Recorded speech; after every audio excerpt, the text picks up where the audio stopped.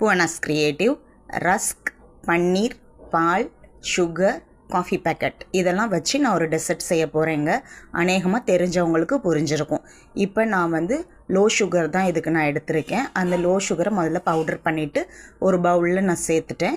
இதுக்கப்புறம் பன்னீர் நான் வந்து ஒரு பேக்கெட்டில் பாதி தான் எடுத்திருக்கேன். அதை பீசஸாக கட் பண்ணிவிட்டு நான் அதோடையே சேர்த்து மில்க் ஆட் பண்ணிக்கிறேன். இப்போ அளவு கேட்குறவங்களுக்காக நான் சொல்கிறேன். 11 ரூபா சின்ன பால் பேக்கெட்டில் நான் கொஞ்சம் காவாசி ஃபஸ்ட்டு சேர்த்துருக்கேன். திரும்பவும் அரைவாசி நான் சேர்த்து என்ன செய்கிறேன்னா பிளெண்ட் பண்ணிக்கிறேன். பிளெண்ட் பண்ணிவிட்டு அதோடையே நான் என்ன செய்கிறேன்னா திரும்பவும் அந்த சுகர் பவுடரை ஆட் பண்ணிவிட்டு நான் அதை பிளெண்ட் பண்ணி எடுத்து வச்சுக்கிறேன். இப்போ வந்து தண்ணி கொஞ்சம் சூடு பண்ணி எடுத்துகிட்டு நான் அதை என்ன செய்கிறேன்னா காஃபி பவுடரோடு ஆட் பண்ணி நல்லா கலந்து விடுறேன். இப்போ நான் அதுக்குள்ளே என்ன செய்ய போகிறேன்னா ரஸ்க் ஒன்று ஒன்றா போட்டுட்டு நல்லா அதை கலந்துட்டு நான் அதை அப்படியே எடுத்து என்ன செய்ய போகிறேன்னா ஒரு டிஷ்ஷில் வந்து அதாவது பவுலில் வந்து நான் அரேஞ்ச் பண்ணுறேன். இப்போ நீங்கள் பவுலை விட இது நீங்கள் ஒரு பாக்ஸ் ஷேப்லேயோ இல்லைன்னு சொல்லி சொன்னால் ஸ்டார் ஷேப்லேயோ எடுத்திருந்தீங்கன்னா உங்களுக்கு இன்னும் டீசெண்டாக உங்களுக்கு அப்ளை பண்ண முடியும். ஒரு 4 பீசஸ் நீங்கள் வைக்கலாம். நான் வந்து எனக்கு வைக்க இடம் பத்தாதனால நான் கொஞ்சம் அட்ஜஸ்ட் பண்ணி வச்சுருக்கேன். நான் பாருங்கள் சிமெண்ட் பண்ணிகிட்ருக்கேன். நீங்கள் அப்படிலாம் பண்ணாதீங்க. பீஸாவே நேராக லேயர் பண்ணிடுங்க, அடுக்கிடுங்க.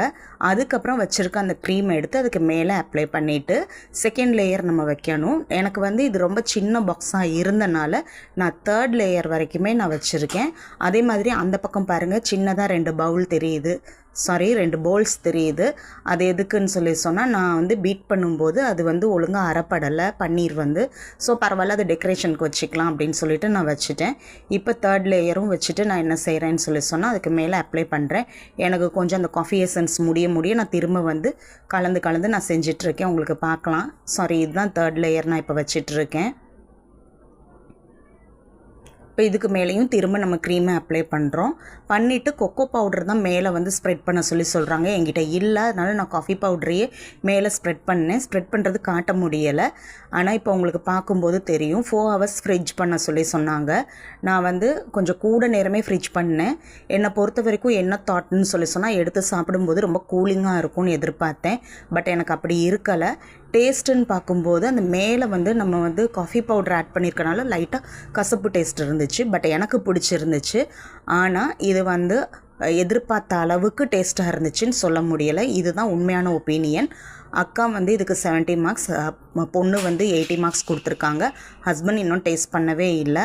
அவங்க டேஸ்ட் பண்ணவே பயப்படுறாங்கன்னு தான் சொல்லணும். நான் அவங்கள வந்து டிஸ்டர்ப் பண்ணல. பட் என்னை பொறுத்த வரைக்கும் ரொம்ப பிடிச்சிருந்தது. நான் அதுக்கப்புறம் என்ன செஞ்சேன்னு சொன்னால் சரி நம்ம வந்து ஃப்ரீஸ் பண்ணி பார்ப்போன்னு ஃப்ரீசரில் வச்சு பார்த்தேங்க.